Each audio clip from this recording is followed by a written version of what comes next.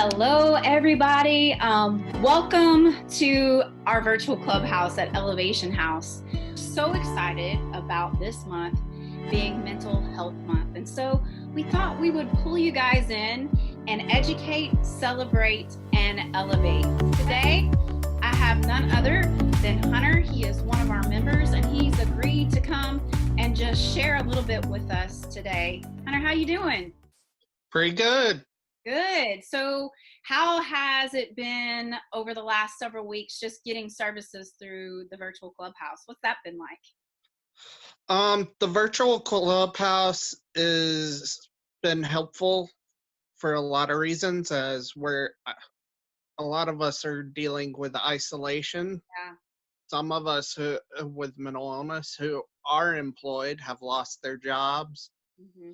So the biggest thing we need right now, and we're lacking, is our support systems and something to dedicate to. So the virtual clubhouse being open gives us something to occupy our time with and focus on something positive and productive.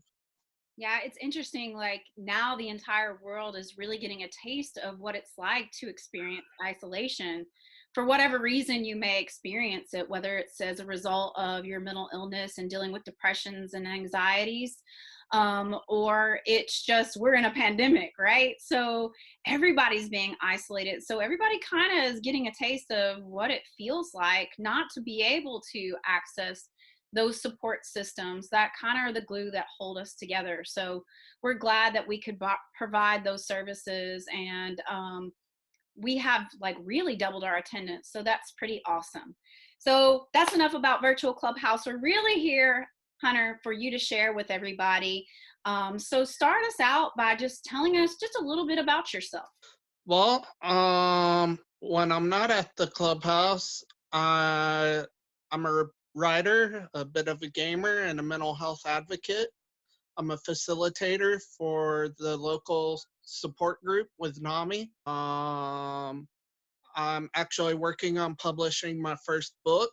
Really, I like doing creative things and trying to spread hope and make the world a better place with most of the things I do. Definitely. I can certainly see that in you. And I can attest, Hunter is a terrific writing. Most of the things that you see written on our social media come from Hunter. And Hunter took this time during the pandemic to really knock his book out of the park. Bam, home run. So shameless plug right now. Hunter, tell us the title of your book. The book is titled Night Wolf Chronicles, or The Night Wolf Chronicles. It's a fictional story set in a fictional country not too different from our own. And it's kind of commentary on ethics, what would happen should government corruption get out of control, and what happens in a divided country. Wow. Wow. I'm excited. I can't wait. I know I've heard a lot of your poetry, but I'm excited to read this new book, Hunter. So tell us a little bit about your family. Well, I am a full-time caretaker for my mom. She has a condition called gastroparesis. She's actually starting a 501c3 to help people with conditions like hers. I'm also helping with that project, but it's more my mom's thing than mine. My grandmother's retired, and we all share a house here in Rome. And my mom and me have similar goals, whereas I lean more towards mental health, she leans more towards gastric issues. And my grandmother's been our top supporter for both of us and has pushed us to reach for our goals and dreams. So That's awesome, Hunter. Just a family full of advocates trying to do good things in our community. And, you know, I tip my hat to you. It's difficult enough to be a caregiver, because I'm a caregiver for my son who lives with autism and with mental health diagnoses. And that's tough, especially when you're dealing with some issues of your own, right? So I just tip my hat to you for all that you do to take care of your mom. Your mom and your grandmother are awesome. So you come from good folks, I can tell. Tell us a little bit, Hunter, about your diagnosis, and help us to understand what it's like living with the diagnoses you have. Well, um, really, my struggles started when I was 15 years old. Uh, it was the first time I became suicidal, and I was really struggling. I went through a lot of childhood trauma. I was severely bullied. I was molested for 2 years, and everything just kind of came to the surface. All this stuff I had pushed down came to the surface when I was 15. But I was too afraid to get help back then. And I kind of dealt with it struggling on my own until 2016. In March of 2016, I was hospitalized for the first time and diagnosed with major depressive disorder and PTSD. And I was terrified. I didn't know what what living with mental illness meant. I didn't know that I could still have a life. Yeah. And it took two more hospitalizations that year before I started really getting stable. I also got involved with NAMI during that time, and they were one of my main support systems. Like when I was having a bad day, to be able to go to a support group that Monday night, it felt nice having people around me that were like me, and many of them going through the same things. After my 3 hospitalizations, my diagnosis changed. Instead of major depressive disorder, that was changed to bipolar disorder type 2, Mm-hmm. borderline personality disorder, and PTSD. Mm-hmm. Um, the main two, I have episodes with the bipolar disorder, Mm-hmm. um, depressive episodes. I get really down. I just lay around, play video games, just kind of really don't want to do anything. The manic, I'm productive, but I'm self-destructive. Yeah. Yeah. Mm-hmm. um, because I won't sleep for 2 or 3 days. Sometimes even I've been known to go and spend more money on stuff than I normally would. Mm-hmm. Uh, that impulsivity comes out more, and uh, impulsivity is also with my borderline Right. a Mm-hmm. big deal. So with borderline, it's hard to explain because it's such a complex disorder. Yeah. Mm-hmm. Um, but the main things I deal with is with my personal attachments to people. It can make dating really hard because, Mm-hmm. or even friendships, because I'm like, these people are great, but how long is it until they see the broken me, the not good me? Mm-hmm. How long until they push me to the side? Right. Like waiting for the And other shoe to drop, right? Mm-hmm. yeah, and another thing we struggle with is a lot of borderline people struggle with perspectives. You Mm-hmm. can give us a compliment, oh, you're attractive or you're awesome, and we're like, yeah, you're just saying that to be nice. And we we project that what you're thinking is what we think about ourselves. Mm-hmm. So um it messes with your confidence and how you process relationships, because you're constantly in a push-pull Mm, um, type situation with the relationships. With the PTSD, uh, I've kind of gotten a hold on it for the most part. that's great. It's something, all three of these disorders, they're lifelong. There's treatments, um, but there is no cure. But PTSD counseling really helped with that. That's good. Mhm. Um, I've been able to process my trauma and in many ways move past it. It still has an effect on my life. I still have flashbacks and nightmares, Mhm. and it's a scary thing to deal with, but it's like my past doesn't have the control over me it once did. Wow, that's awesome. That's amazing. I know, Hunter, you shared, and that's one of the great things about Elevation House is that it's, a connected community, and we're open. We are accountable to each other, and we hold each other up. One of the things that you had shared is that during the pandemic, I think you've had about 2 manic episodes, and you had some issues that crept up out of nowhere with the PTSD. You want to talk about that and how the pandemic has kind of impacted you in those areas? um yeah. So um the bipolar, really, I don't think it's related to the pandemic. I mean, I guess the stress could be a trigger Sure. um of being isolated and stuff, but usually when I'm isolated, I go more depressed than That's it. manic. Mhm. Um, right now, I'm actually in the process of adjusting to a new medication. Mm, So my meds, we're trying to figure out a med situation. And when your meds aren't good, when you're bipolar, you have more episodes. Um, with the borderline and PTSD, you can't treat that with medication. So counseling is right. more the treatment route that you need to take.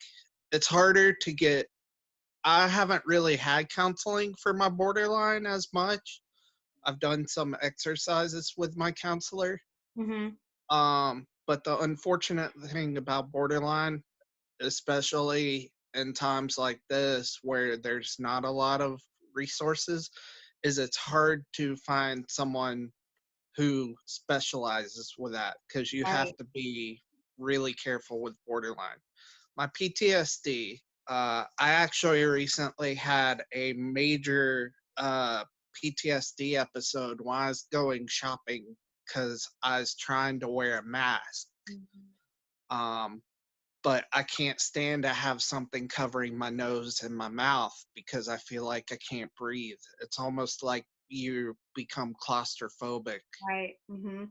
So I felt like I couldn't breathe, and that led to anxiety. And anxiety led to me getting in my own head, and in my own head is where all the bad stuff from my past is. And so I started having flashbacks, and the next thing I know, I'm in the floor of Publix in front of the deli with the manager asking if he needs to call an ambulance. I'm like, no, I'm sorry. I'll be fine. But it's scary when that happens. I Yeah. don't think people really understand what that's like. And me, I was afraid people were judging me, Yeah. Mhm. but I also think that because I'm like, I was like, I'm sorry, I have PTSD. I had a minor episode. I'm good. And I got up, finished my shopping, whatever, and it shows that those of us with mental illness, we're humans, just like those of us without mental illness. We live our life. We go to the store, we work, we go to school. We're your friends, your family, and we just want to be normal like everybody else. Yeah. That's awesome that you mention it. Statistics show 1 in 5 here in Roman Floyd County. That's over 19,500 people are going to experience mental illness in their life. And so, yes, your brothers, your friends, your cousins, this is people So, thank you for sharing that and giving some insight, because I believe, Hunter, like I know you do, we've had these conversations over and over again. People don't understand what they don't know, and what you don't know, you fear. And so, this is a great way. I thank you for being courageous enough to help be a part of breaking stigma. And that's a lot of what Elevation House does by sharing these stories and just really being transparent about mental health. So, talk to everybody. You shared a little bit about virtual Clubhouse. You shared about the supports that you received from NAMI Rome and counseling. And we have to shout out NAMI Rome because they supported Elevation House too, understanding how critical it was to have a therapeutic resource like Elevation House, to provide those consistent daily supports that are needed for adults that live with mental illness to stay in recovery. So we thank them as well. But talk to the people about how Elevation House has supported your recovery specifically. Um, so when I first reached recovery, I had the support systems, but I didn't know where to go from there. I was lost. I was trying to get back into work, and my mental health right now, even though I'm in recovery, is still too unpredictable to allow me to work. Sure.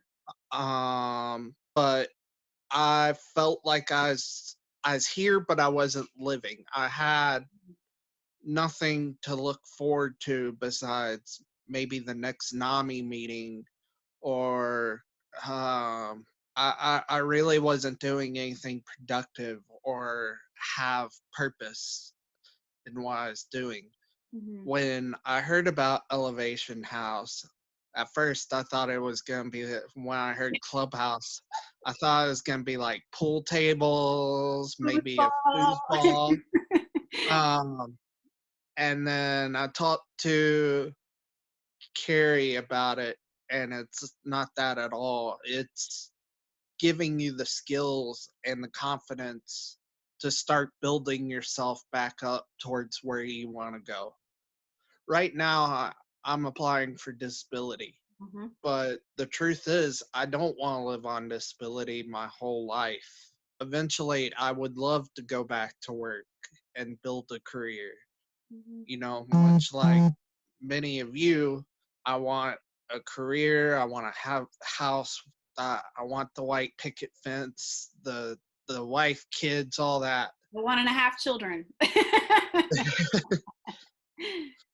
So Elevation House has helped me build up my confidence um, in major ways. While I can't work right now, I'm becoming more of an advocate, Mm, uh, that's awesome. which will help me more in the field I want to go to, which is mental health care, uh, more than likely as a CPS.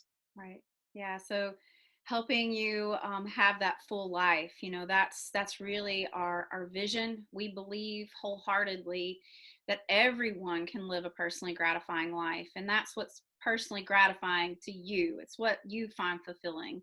So thank you for sharing that, Hunter. As we get ready to close out with our mental health month moment, tell everybody what your heart is just burning for people to understand this about mental health. What is that?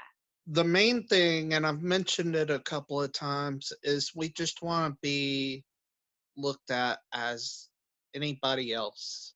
We don't want to be so often right now in society, you hear mental illness, and the first thing you think of is a mass shooter or a serial killer. And the truth is, most mass shooters or serial killers aren't mentally ill. They don't even have a history of it. In fact, a person with mental illness is 10 times more likely to be the victim of a violent act than the perpetrator. And we aren't the monster in your closet. We're your brother, we're your sister. We are your mother, your father, your sister. I mean, your friends. we're normal people just trying to live life. I tell you guys this all the time, but you're heroes. You're heroes that don't wear capes, but you're heroes because you're willing to tell your story. And Hunter, you're a hero because you're an advocate for people that don't have a voice. And so, as we end this mental health moment, I want to thank you, Hunter, for coming out and being willing to do this video and being willing to be a voice for mental health. Thank you, all of you all, for watching Elevation's House's Mental Health Month moment as we educate, celebrate, and elevate. Thanks for watching. Tune in again next week.